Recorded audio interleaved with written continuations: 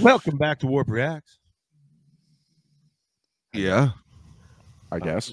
Be sure to like, comment, and subscribe. Yeah. Check us out Sunday nights, 8:30 p.m. Eastern Time. Do that too. Every Sunday night. Do that also. Click the stuff. We're going to conclude our project of the 80s, 90s, and 2000s that AJ brought to us a few weeks ago, where we play a song from the 80s and 90s and 2000s that had an impact on us and that we liked a lot. That formed us as people in our musical tastes. And the final one is me, 2000s. I want to say it was 2000. It was right. Well, it was right after 9/11 that this song came out. Like, I want to say within 2 or 3 weeks. I'm pretty sure it was then. But you know what? It was a traumatic time, so my memory might be wrong. But I thought it came out relatively quickly after September 11th. And it's Alan Jackson. And I was definitely deep into my country portion of my music life at that time. And so I was listening, and I heard this come on the radio, and I legit pulled over. I pulled over because the emotions were riding high from 9/11 still. Yep. And this song impacted me. It was "Where Were You When the World Stopped Turning?" Oh God. Yeah. And it was this wasn't the fighting songs that everybody came out with. Yeah. This was hey, what's important? What's important in life? And how 9/11 brought that into sharp resolution for a lot of folks. And it definitely did for Alan Jackson. So we're gonna play that. And this is a rough song. Yeah, this is a very rough song. This performance is from the 2003 CMAs, I think. Maybe 2002. But yeah, here we go. Oh no, actually we're gonna change the format of the screen. There you go. Yeah. Tonight, Alan Jackson is a nominee for 4 of tonight's awards. And the songs that he writes always tell it like it is. Simple truths that come from his heart. When he went to bed late last week, he couldn't sleep because of an idea that he had for this song. It kept running through his head. So early in the morning, he got up and he wrote this song, and we're honored that he chose to do it for the first time in front of anybody. Please welcome Mr. Alan Jackson. This might be 2001, though. 2002.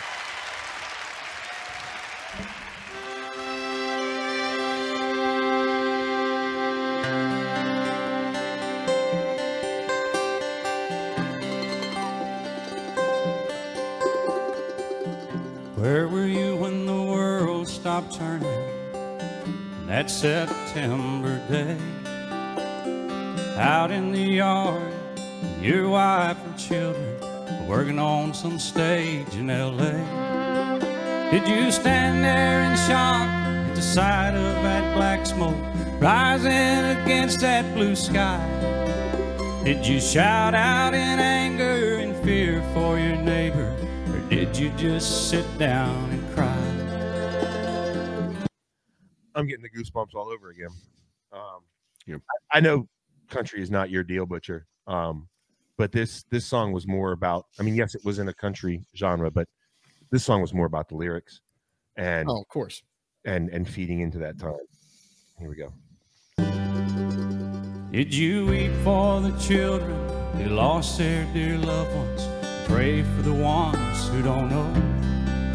Did you rejoice for the people who walked from the rubble and sob for the ones left below? Did you burst out in pride for the red, white, and blue, and the heroes who died just doing what they do? Did you look up to heaven for some kind of answer and look at yourself and what really matters? I know that I definitely did. I know that for those of you who haven't figured it out, I'm an atheist. And I know that was I think the beginning of my journey. I didn't know it at the time. But I definitely looked up to heaven and I'm like, what? How could any of this? Now, meanwhile, it's been happening all across the world in all sorts of other places all the time. But this was at home, it was in our faces. And I think for a lot of us, September 11th was a wake-up call for, I mean, we were still young and stupid and did dumb things. Yeah. It was a wake-up call to start thinking about looking at yourself and what really mattered, to borrow a phrase. I'm just a singer of simple songs. I'm not a real political man. I watch CNN, but I'm not sure I can tell you the difference in Iraq and Iran. But I know Jesus and I talk to God, and I remember this from when I was young.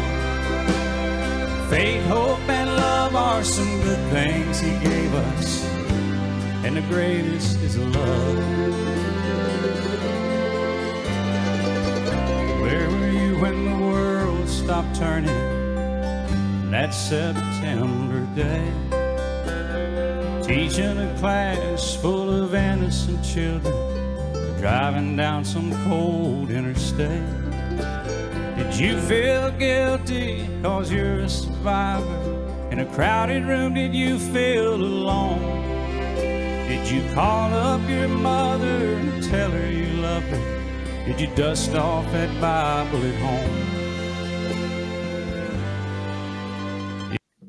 I know this has got a lot of religious undertones because Alan's got Very religious. And a faith. But the underlying message of just we were all just different people doing different things when you look up at the TV. So, here we go. Off that Bible at home. Did you open your eyes, hope it never happened? Close your eyes and not go to sleep.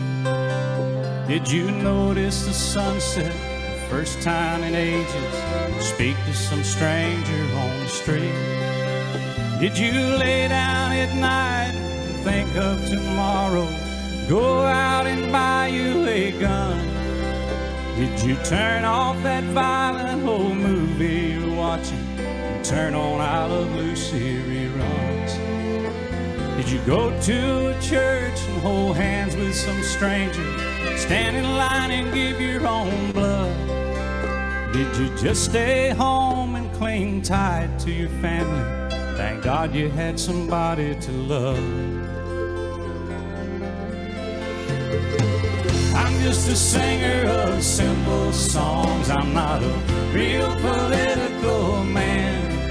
I watch CNN, but I'm not sure I can tell you the difference in Iraq and Iran. But I know Jesus and I talk to God, and I remember this from when I was young. Faith, hope, and love are some good things He gave us, and the greatest is love.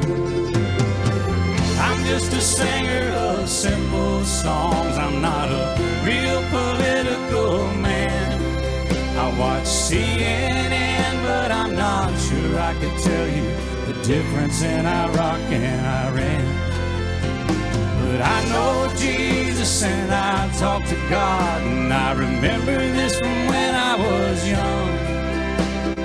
Faith, hope, and love are some good things He gave us, and the greatest is love. The greatest is love. The greatest is love. Where were you when the world stopped turning that September day?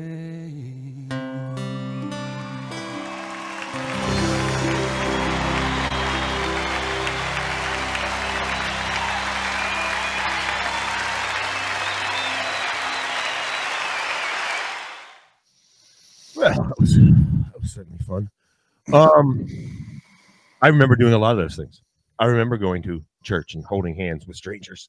I remember talking to strangers. I remember looking for meaning. I remember that day trying to somehow get home from Arlington and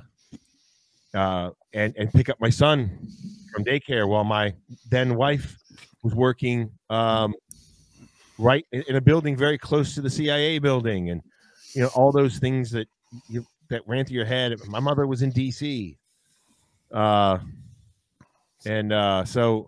I remember all those things, and that song, when it came out, definitely brought all of those things to the forefront of my mind. But it did, I don't know, it's all those lyrics have a powerful meaning to me, even the ones that were religious in nature, because I was at the time. And so I don't know. And as much as I love Toby Keith's Courtesy of the Red, White, and Blue, yeah, I mean, that was a great one. This one had a real big impact on me as a human being. So that's all I got to say about that. How long was that song? 4 minutes, I think. 4 minutes. 4.5 minutes. The message is beautiful, and Yeah. the lyrics are very nice. But that's 4 minutes and change of time that you owe me. Oh, shut up. Saw it coming. Saw it. As soon as he asked how long it was, I was like, 4 minutes. this guy right here is gonna be like, I can't get that time. I'm gonna be on my deathbed.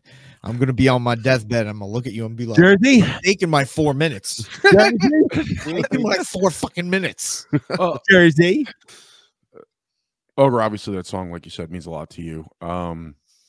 I don't remember if I've ever heard that song or not. Really? Pretty sure I did. Even I've heard that song. Again, for me, it was, I remember vaguely about it because I remember parts of it, especially like when you said like purpose wise. Yeah. There's a reason why I still wear this. I can't read. Okay. Okay. So that was when that happened. I could tell you the exact where I was because I was in the middle of training. Oh, okay. And I was home. It was the weekend, if I remember right. And I was Tuesday. It was a Tuesday. It was a Was it? Tuesday. Yeah. Well, then we were off. It was definitely. We were off for some reason. Okay. I don't know why, but we were off.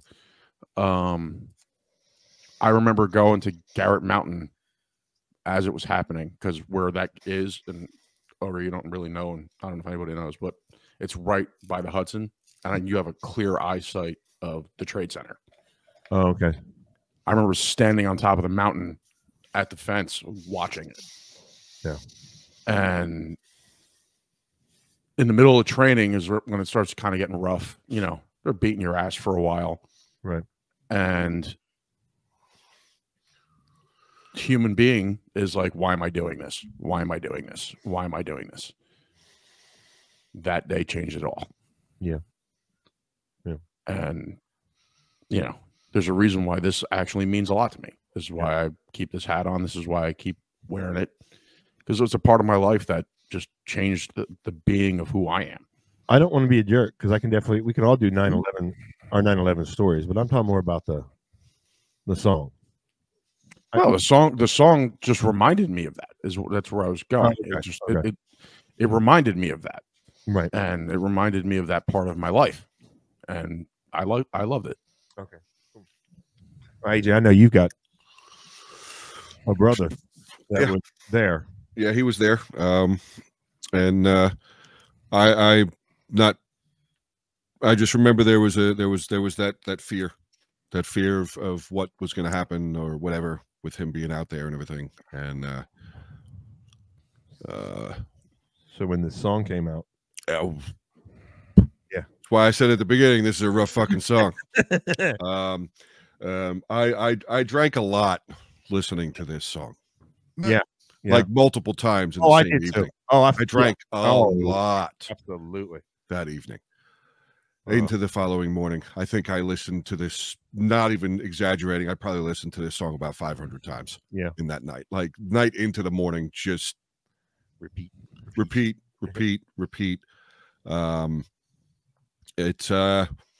I agree with you very much. Very, very, very powerful lyrics.